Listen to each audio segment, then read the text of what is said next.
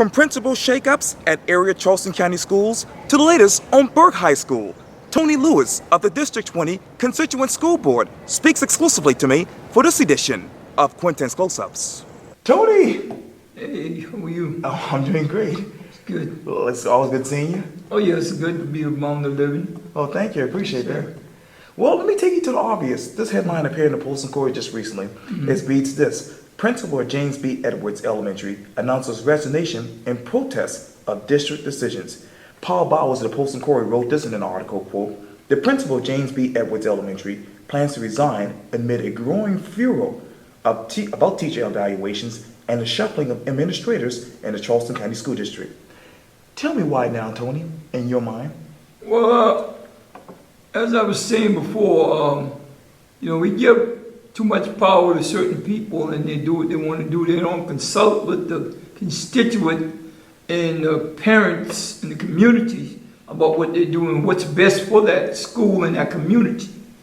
And when you go after these principles like that, I had a discussion earlier, that you know what you got in that school, but you don't know what you're getting. That is like a man building a relationship with a woman, new woman, or vice versa. He has to learn her and she has to learn him.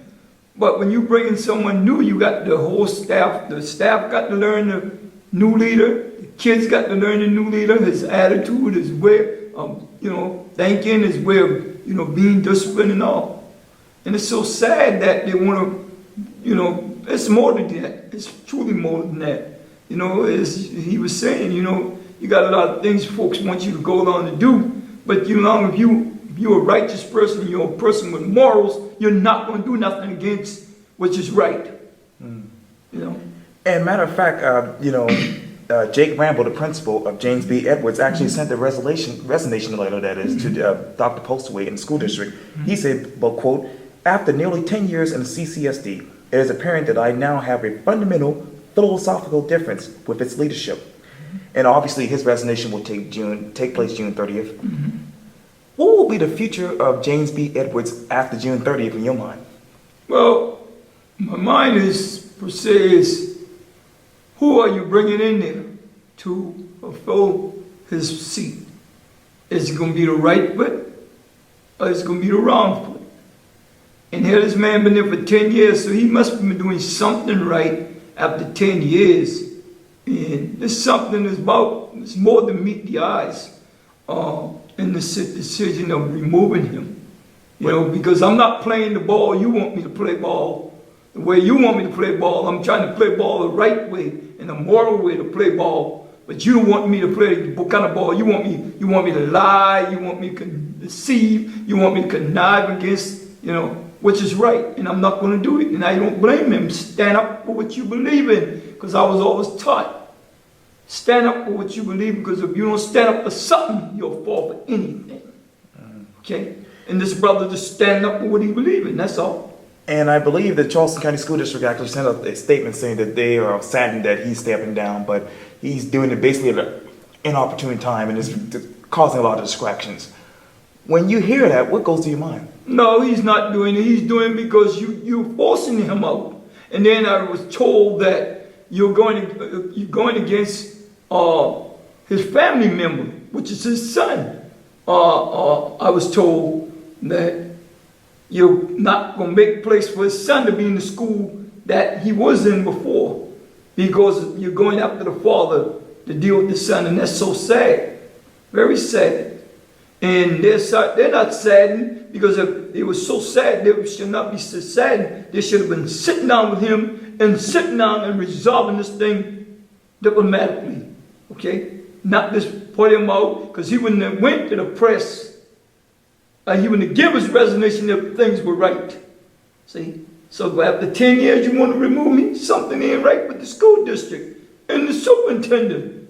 You talk about the superintendent. What is your definition of her right now? What letter grade would you give as far as job performance? I'm not going to give her no high grade, brother. Because I've seen a lot of things were going on, and you can print this picture of me. You can put on this mask, artificial mask, and you can fool some of the folks some of the time. You can't fool folk all the time.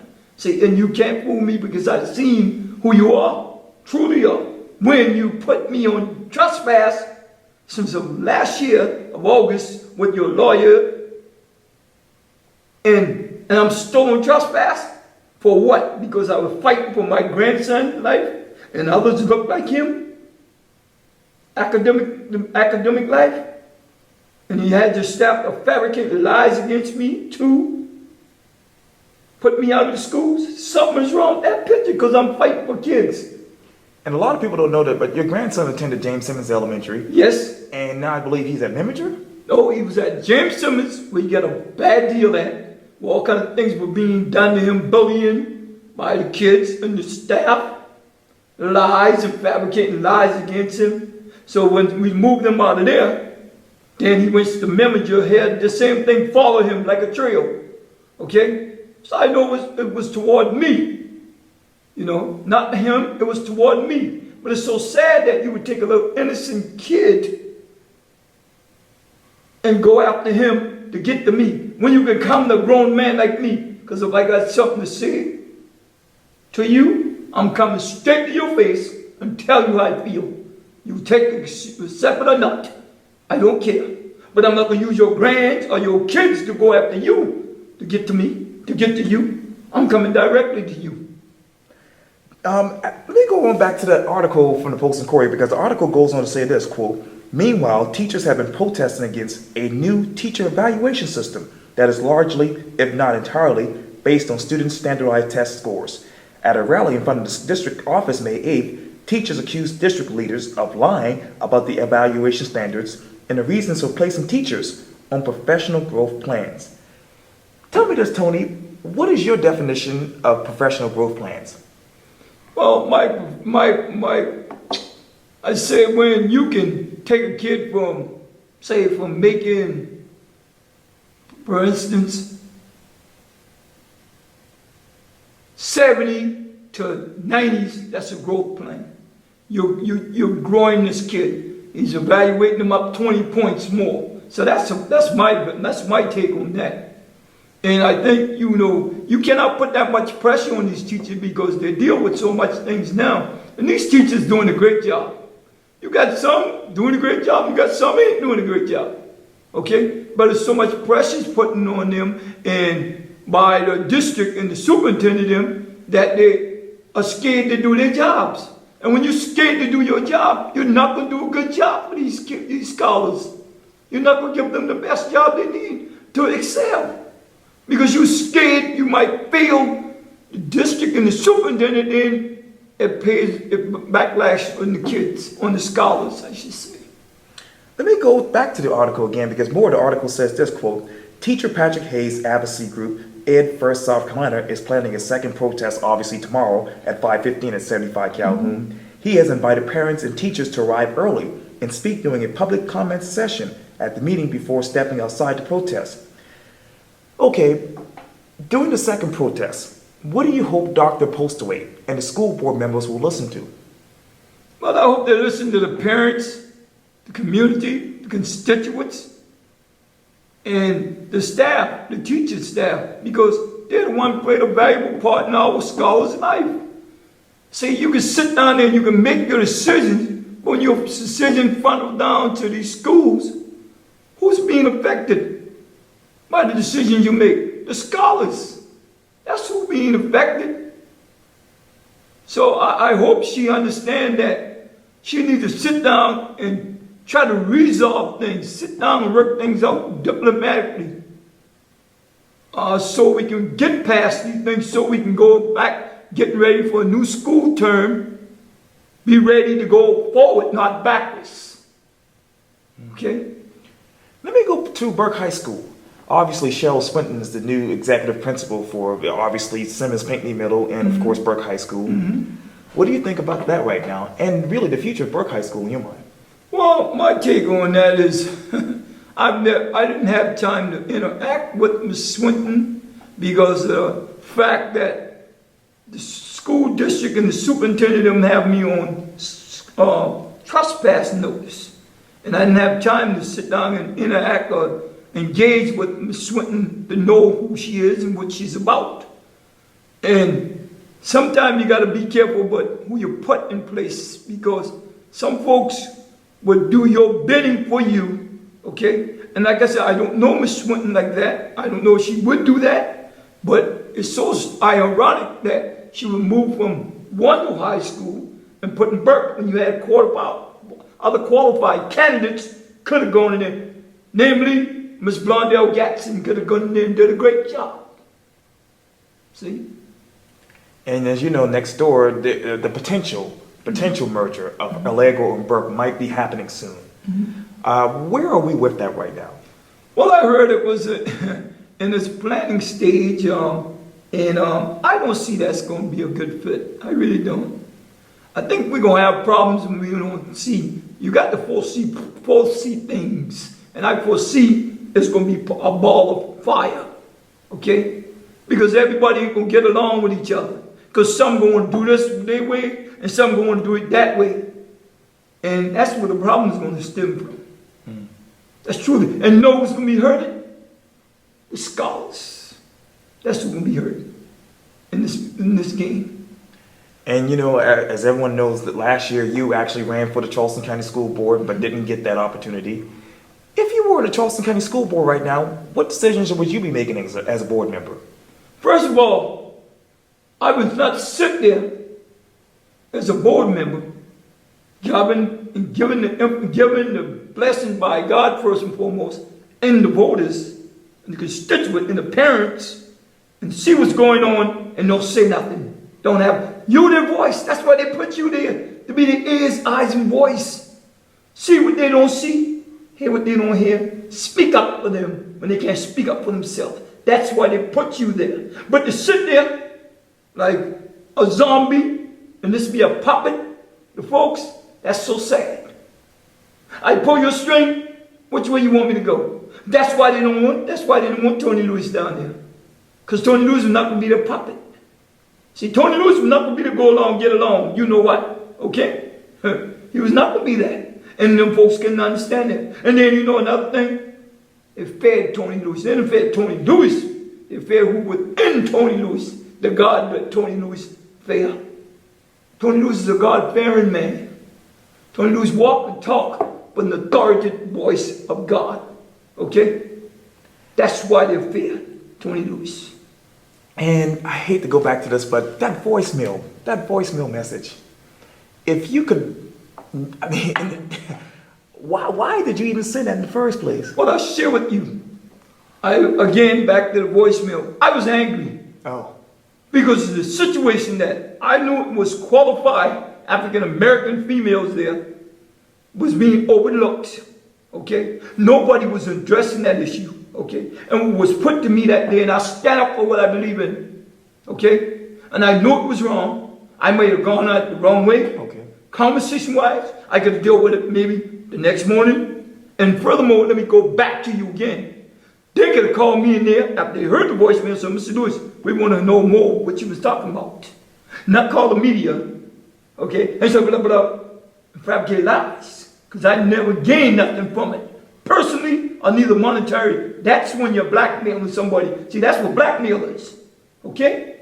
It has to be self-gain. There was no self-gain for Tony Lewis. No, what Tony Lewis' gain was going to be? Those strong African-American females getting a job and doing the job they needed to do to help our scholars, okay? That's what Tony Lewis' game was. They're helping our scholars to be academic inclined and be successful, okay? That's what Tony Lewis' game was, not the money, okay? That's what his game was, to help them. And they were very qualified, and they were overlooked, truly overlooked by the school district and the superintendent, okay? Instead of the voicemail, what other form of communication would you have chosen in your mind? Well, if I was, and I'll be honest again, if I was angry, I would have waited till the next day and called Postaway, bring them in there, and an attorney, and sit down with them and ask them, now hold on, what's the problem here? Why you have qualified applicants was overlooked? One of them was Blondell Gatson. Right. I made them give Blondell an interview. She was in Washington, D.C. when she got the call. And she called me and said, thank you, Mr. Lewis, because they were not going to include her. That's why Grimm didn't get the job. Because it was more candidates. Matter of fact, some candidates back out and it was not two people. Two people. Okay? No, I got three. Grimm, Page, and Ms. Gadsden. Right. Those three. That's why Grimm didn't, because if it was up to them, Grimm would have been there. See? If those people were, let's say, for instance, supposedly able to get a job at Burke, would you think those allegations that you said in the voicemail would not have happened? No, it would never. I would never even raise a king. I would never even raise an eyebrow about it. But you would tell me you got qualified applicants, been in your school system for so long, and you would tell me, but they weren't qualified?